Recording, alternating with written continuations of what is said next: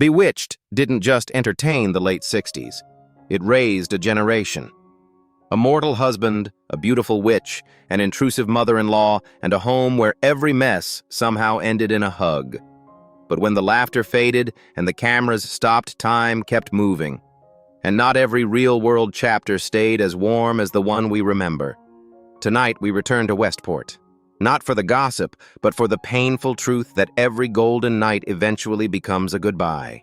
Samantha Stevens is the beautiful, sweet-natured witch who tries to forfeit her immense supernatural powers to live a quiet, ordinary life as a mortal housewife, only to discover that family drama and her own instincts keep pulling her back to magic. The enchanting leading lady whose iconic nose twitch and radiating warmth turned a risky fantasy premise into a massive cultural phenomenon.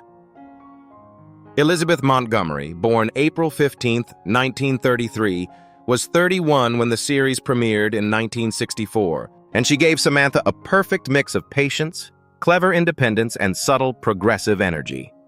Samantha could be frustrated by her husband's rigid rules, but her strength came from her fierce loyalty, handling both mortals and warlocks with an elegant charm that stole the heart of the nation.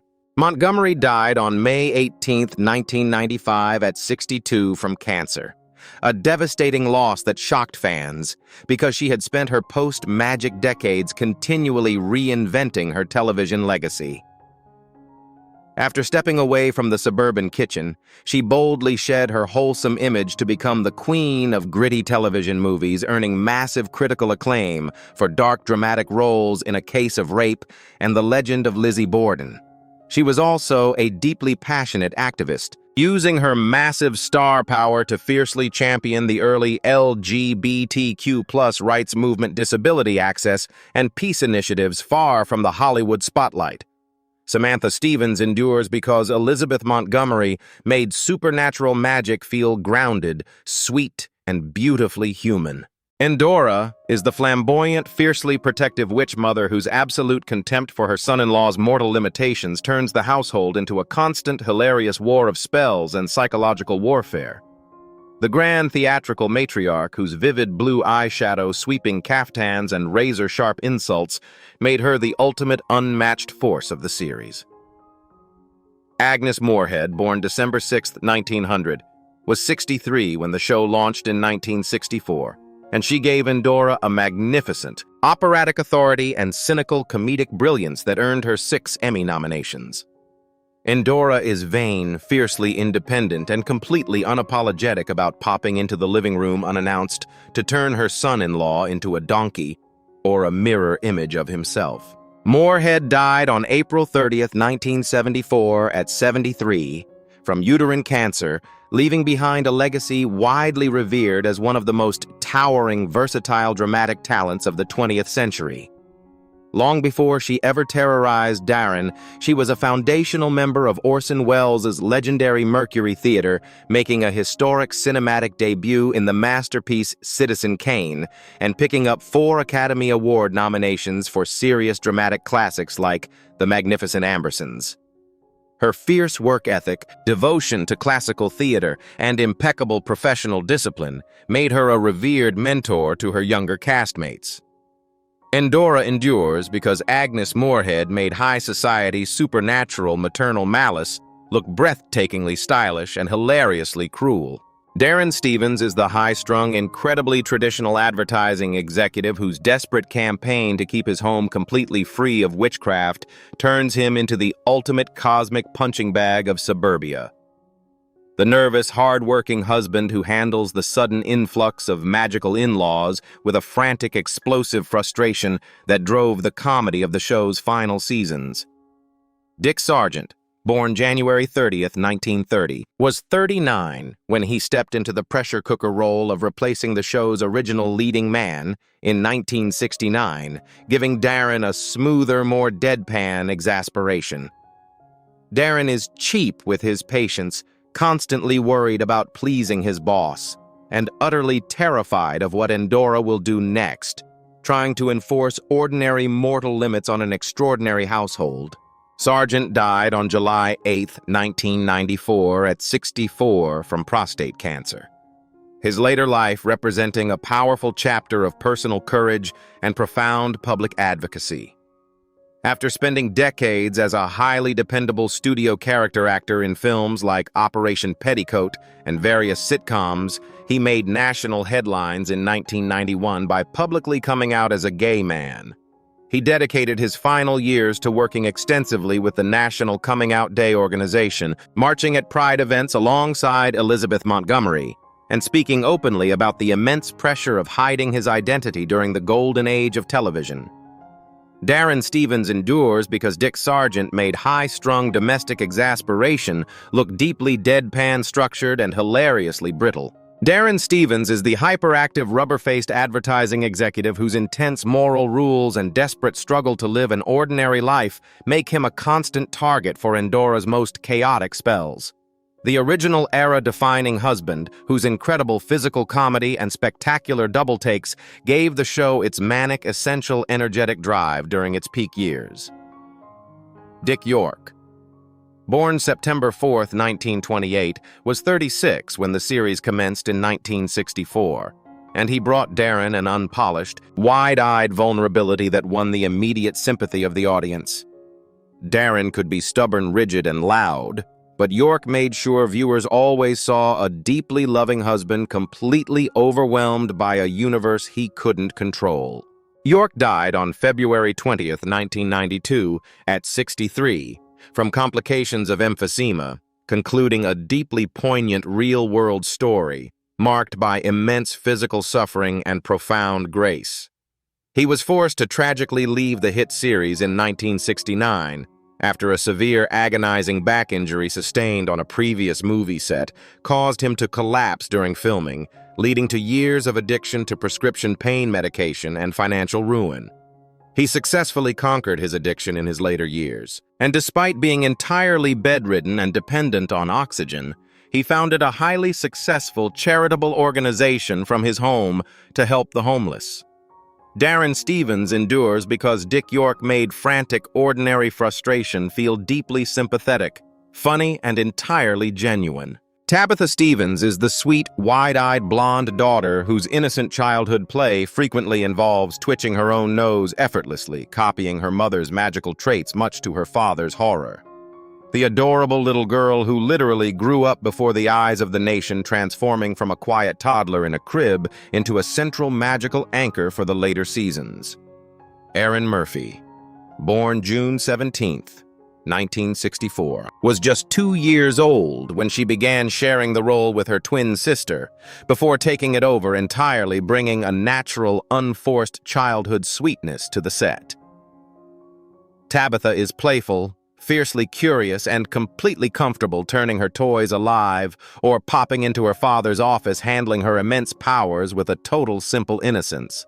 In 2026, Murphy turned 62, having built a deeply rich, highly versatile life that transitioned away from full-time acting into successful business entrepreneurship, writing, and advocacy.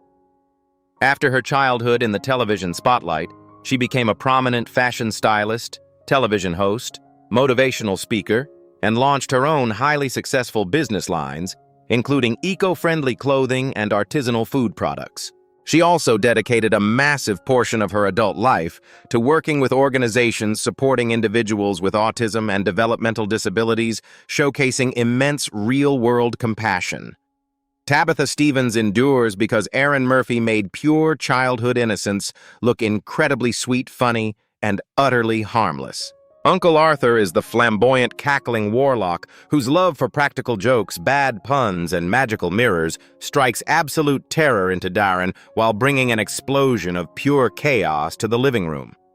The eccentric, fun-loving uncle whose loud theatrical entrances and continuous sibling bickering with Endora turned him into the ultimate fan-favorite guest star.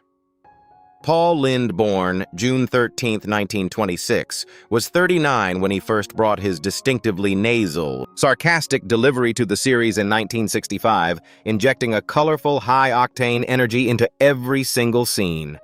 Arthur is mischievous, entirely unapologetic, and completely comfortable using his immense magical powers just to short-circuit the mortal household's appliances for his own personal amusement.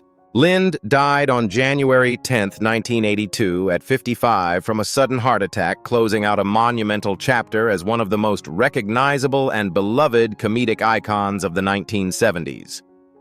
Following his era of magical subversion, he achieved permanent pop culture immortality as the center square on the smash hit game show Hollywood Squares, winning multiple awards for his sharp double entendre wit. He also lent his unforgettable voice to animation legends like Templeton the Rat in Charlotte's Web and starred in his own television variety specials. Uncle Arthur endures because Paul Lynde made unhinged, chaotic trickery look smooth, stylish, and fiercely entertaining. Esmeralda is the sweet, incredibly anxious older witch who serves as a part-time maid and babysitter, though her extreme nervousness causes her magical powers to constantly malfunction whenever she gets flustered. The high-strung, bumbling domestic helper, whose habit of accidentally turning invisible or conjuring historic figures out of thin air provided the show's later seasons with a wonderful, frantic comedic energy. Alice Ghostley, born August 14, 1923, was 46 when she joined the recurring cast in 1969, giving Esmeralda a quiet, hand-wringing desperation that made her deeply endearing. Esmeralda is insecure, deeply apologetic, and constantly terrified of Endora's disapproval, sneezing uncontrollably whenever a spell goes awry. Ghostley died on September 21, 2007 at 84 from cancer, remembered universally as an absolute master of character comedy and a highly sought-after face across television and theater.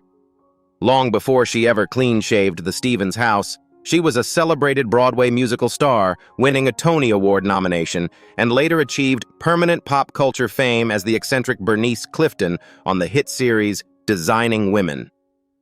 Her incredible knack for playing neurotic, sweet-natured, and slightly unhinged women made her an indispensable favorite for prominent sitcom writers across 4 decades. Esmeralda endures because Alice Ghostley made permanent, well-meaning incompetence look fiercely funny, vulnerable, and completely unforgettable. Larry Tate is the slick, completely transactional advertising agency president who values multi-million-dollar corporate accounts far above personal loyalty, treating Darren's home life like a permanent business asset. The smooth-talking, martini-sipping boss, whose hilarious habit of instantly changing his opinion to match whatever a wealthy client thinks made him the definitive satire of Madison Avenue. David White, born April 4, 1916, was 48 when the series began in 1964, and he gave Larry a wonderful fast-talking energy and a polished corporate swagger that perfectly anchored the show's mortal storylines.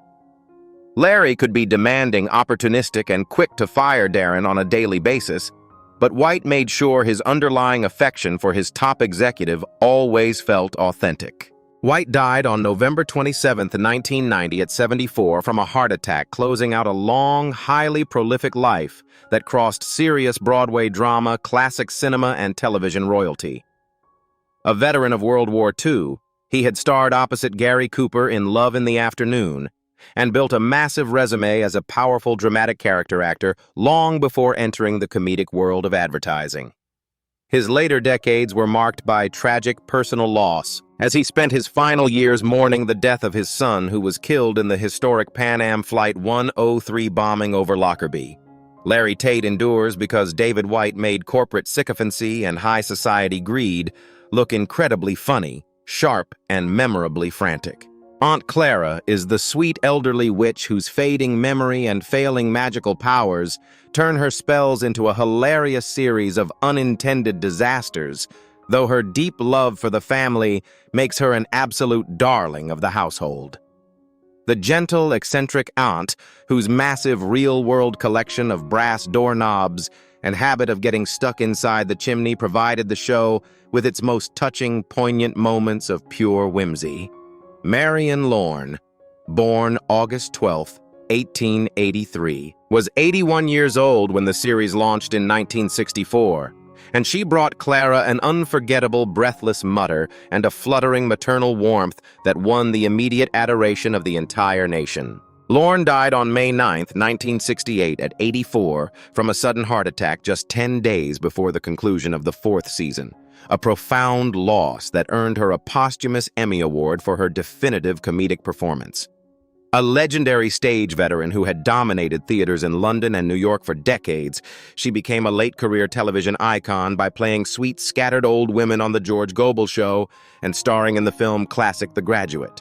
Her real-life personality was just as warm and delightfully eccentric as the characters she inhabited so effortlessly.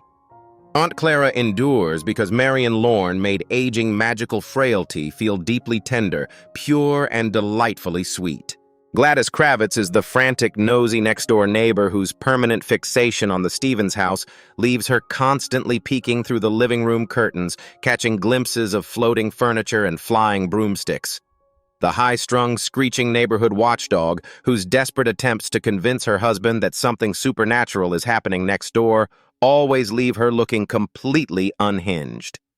Sandra Gould, born July 23, 1916, was 50 when she took over the iconic, recurring role in 1966, giving Gladys a sharp, gravelly-voiced intensity and a brilliant, deadpan comedic frustration that kept the suburban parody alive for the rest of the show's run. Gould died on July 20, 1999, at 82 from complications following heart surgery, leaving behind an extraordinarily rich, prolific legacy as a voice actress, author, and television personality. Long before she ever spied on Samantha, she was a major voice icon during the golden age of radio, starring as Miss Duffy in Duffy's Tavern and appearing in cinematic classics like The Ghost and Mr. Chicken. In her later decades, she stepped away from full-time acting to write successful books on dating and lifestyle, remaining a vibrant, sharp-witted favorite at classic television conventions. Gladys Kravitz endures because Sandra Gould made neighborhood paranoia look brilliantly funny, loud, and delightfully obsessive.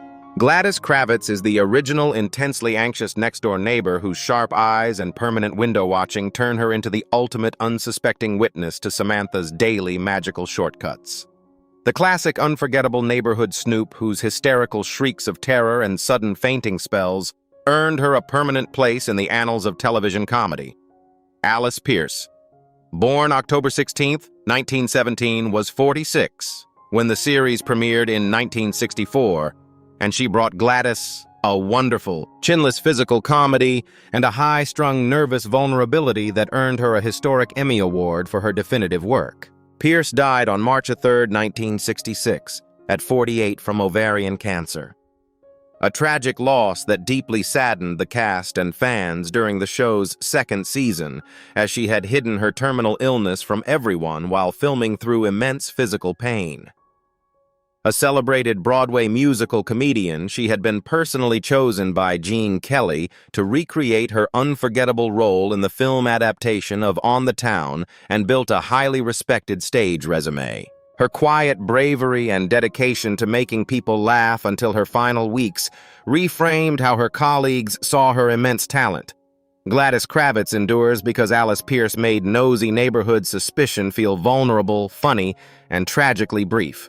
Abner Kravitz is the retired, completely unfazed next-door neighbor, whose primary goals are to read his newspaper, smoke his pipe, and quietly ignore his wife's hysterical claims about their neighbor's supernatural activities.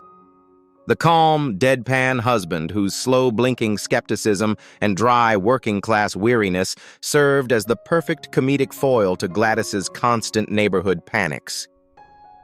George Tobias, born June 7th. 1901, was 63 when the series launched in 1964, and he brought Abner a wonderful lived-in comedic warmth and broad-shouldered ease that made the Kravitz household an essential suburban anchor for the entire show. Tobias died on February 27, 1980, at 78 from bladder cancer, leaving behind an incredibly rich, prolific career as one of the most reliable and recognizable character actors in Hollywood history. Before finding sitcom immortality in suburbia, he was a massive, highly respected utility player for Warner Brothers, starring in legendary classics like Sargent, York Yankee, Doodle Dandy, and The Strawberry Blonde. His ability to move seamlessly between heavy dramatic roles, war films, and broad comedy made him a beloved favorite of top-tier Hollywood directors for over 4 decades. Abner Kravitz endures because George Tobias made deadpan, regular guy skepticism look deeply funny, comforting, and wonderfully permanent. Louise Tate is the elegant, sophisticated wife of Larry Tate, who serves as Samantha's closest mortal friend, navigating the high society cocktail parties of the advertising world with an easy, polished grace. The sharp, fashionable confidant whose steady presence in the living room helped ground the show's domestic storylines before the client dinners could descend into magical chaos. Irene Vernon, born January 16, 1922, was 42 when the series premiered in 1964, and she gave Louise a gentle, dignified warmth that contrasted beautifully with the louder, more eccentric characters around her. Louise is patient, highly observant, and completely loyal, serving as a reliable friend to Samantha during the show's foundational early seasons. Vernon died on April 21, 1998, at 76, from natural causes, having spent her life working as a dependable studio actress and later finding fulfillment entirely outside the entertainment industry.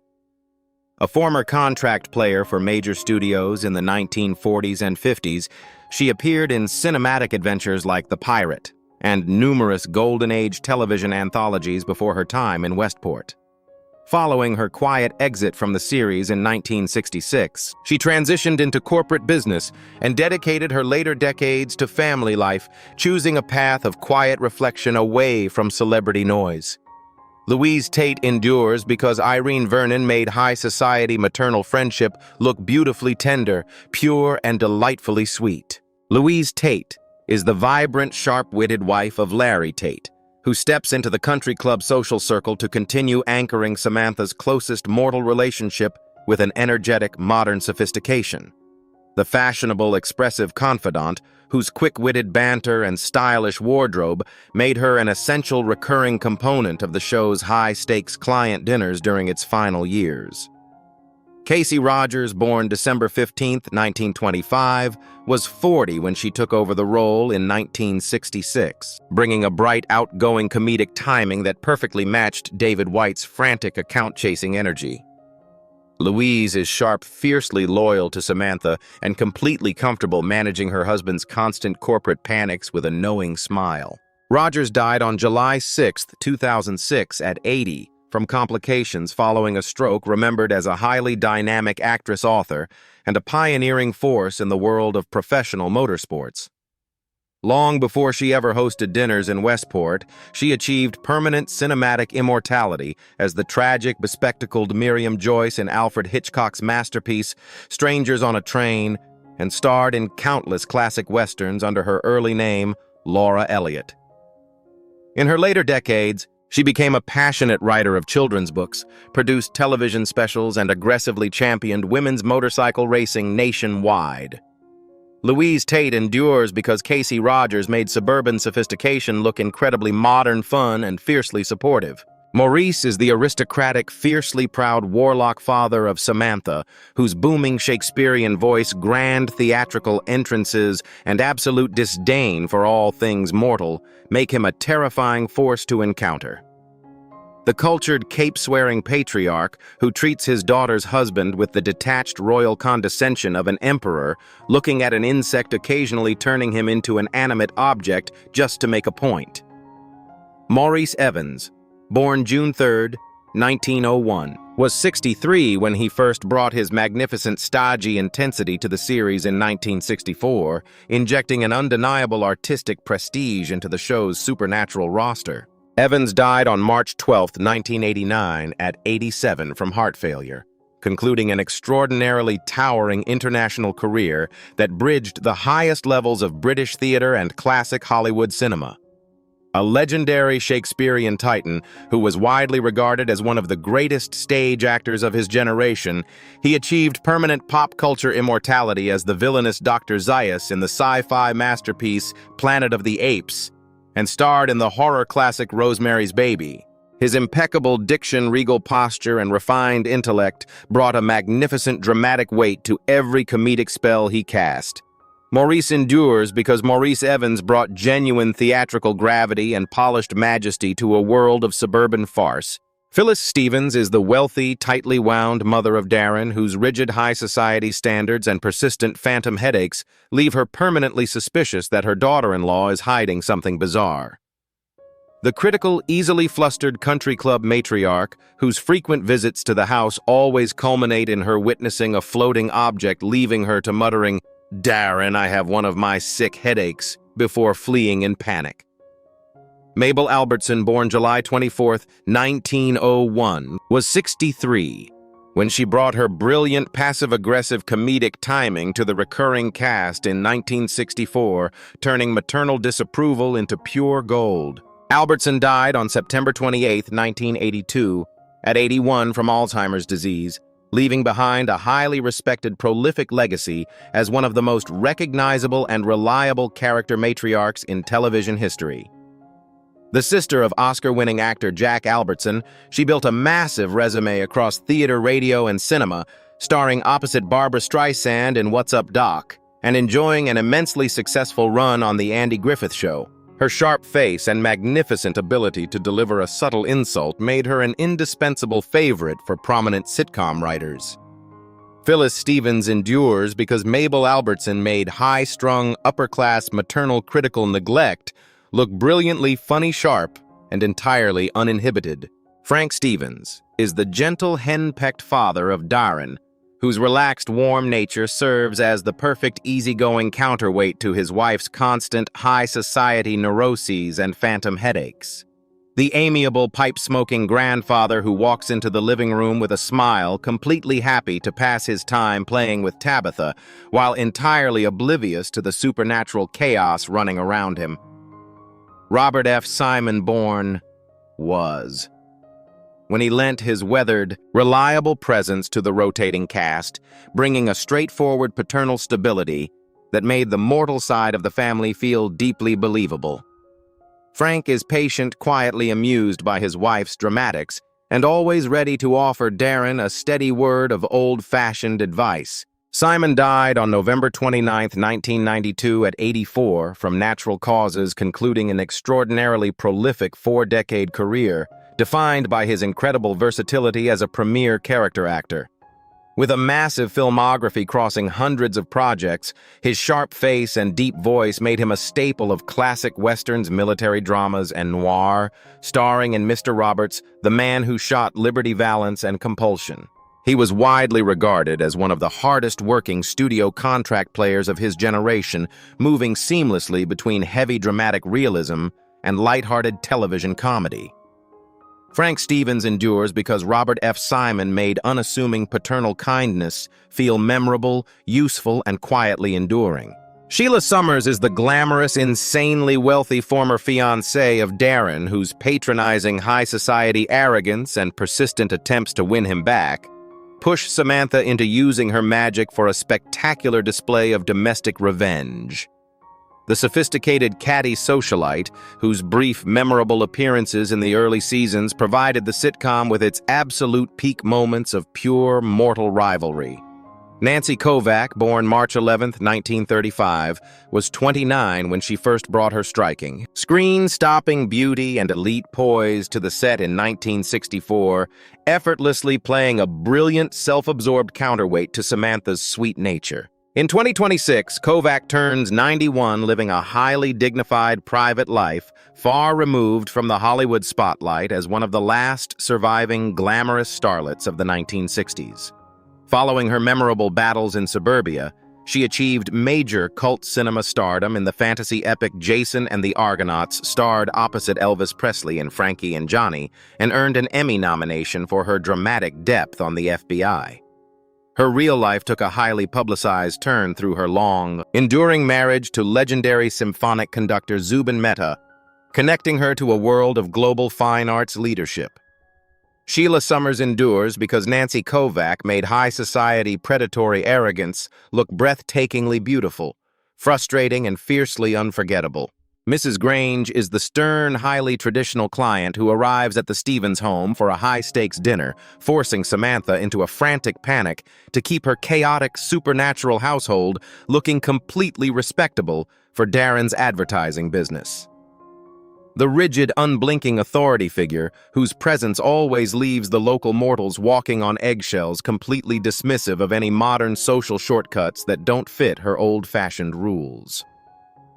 Sara Seegar, born November 9, 1914, was 51 when she brought her sharp, angular features and polished, dramatic energy to her memorable guest appearances, providing a wonderful starched contrast to the show's domestic madness. Seegar died on August 12, 1990 at 75 from natural causes, leaving behind a highly distinguished legacy that bridged classic British theater and the golden age of American television comedy. A classically trained stage actress who had performed extensively in London and opposite her husband, legendary character actor Jan Miner, she excelled at playing uptight, aristocratic authority figures on hit shows like The Andy Griffith Show and The Donna Reed Show. Her sharp diction and watchful presence always guaranteed a high level of professional prestige. Mrs. Grange endures because Sara Seegar made strict, uncompromising judgment feel maternal flawed and harder to dismiss than simple cruelty. The apothecary is the eccentric, deeply confused warlock pharmacist whose ancient, chaotic remedies and habit of forgetting the modern names for ingredients leave Samantha's kitchen completely caught in the middle of a frantic, high-stakes medical emergency. The bumbling, fast-talking magical technician, whose hilarious appearances always involved him reading ancient scrolls upside down, delivering a masterclass in deadpan comedic confusion that turned routine spells into unforgettable highlights of pure physical comedy. Bernie Kopell, born June 21, 1933, was 36 when he first brought his sharp, versatile character work to the series in 1969, effortlessly playing multiple distinct eccentric guest roles across the show's later years. In 2026, Kopell turns 93, universally revered as an absolute permanent titan of classic television history, whose career defined comfort and leisure for a generation of fans. Shortly after leaving the Warlock Pharmacy behind, he achieved permanent global immortality and became beloved by millions as the smooth purple tracksuit-wearing Dr. Adam Bricker Doc on the historic cultural phenomenon, The Love Boat, a legendary role he inhabited for nearly a decade. He has remained a steady, active presence in independent film, television, cameos, and tennis charity events, embracing his unique place in pop culture history with total humor and grace.